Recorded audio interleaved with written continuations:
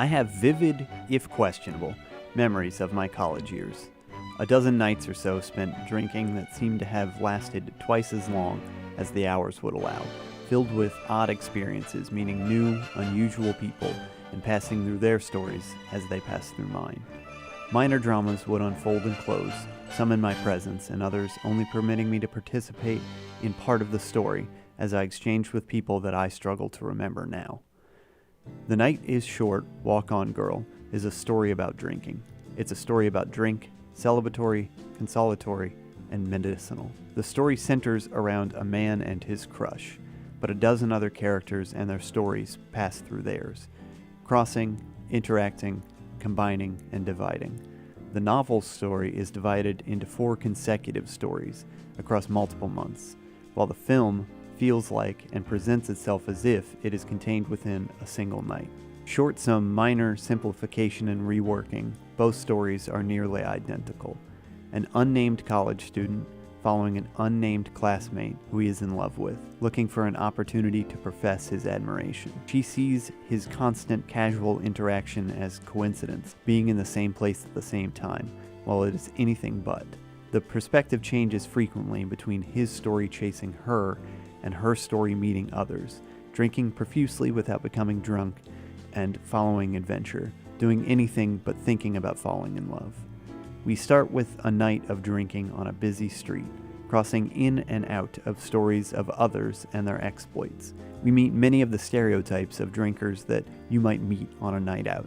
The carefree youth, a lovesick man, the jaded old pervert, a freeloading philosopher, the aggressive drunk woman.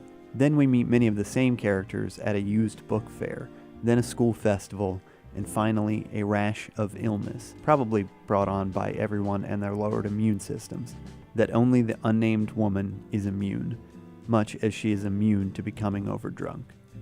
Several drinks, be they alcoholic or medicinal, are displayed as mythical and powerful, whether their purpose be for bringing joy or curing ailments. It definitely made me Google fake electric brandy in hopes that it's a real thing. It is. This is a story that stylizes and exaggerates everything, from scenery to action, and that includes its drinks. The stereotype of anime making food look delicious is certainly not disproven here.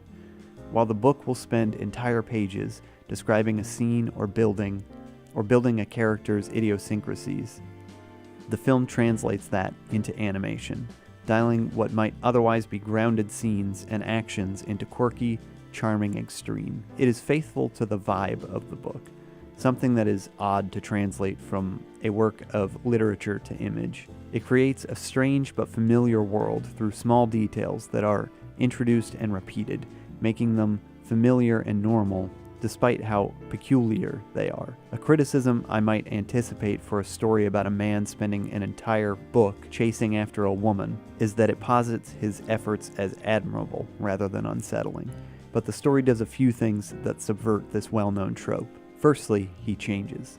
In the novel, as she realizes that she never spent time thinking about dating, he spends his fever dreaming during illness, realizing that his interest may be more selfish, a series of acts to delay finding personal growth and happiness than true affection. Secondly, compared to other stories I can think of where a true misreading of the narrative may make a questionable protagonist appear admirable, most of his effort is spent finding the right opportunity to speak to her. When they finally do interact more than in passing, while all their exploits may have been outrageous and wild, he instead asks her out for coffee. It's the same story that we know, without the malice. On that idea, the film adds a malicious dissatisfaction to the main protagonist's actions, Rihaku, a wealthy and powerful man who is cared for in the third act by the girl.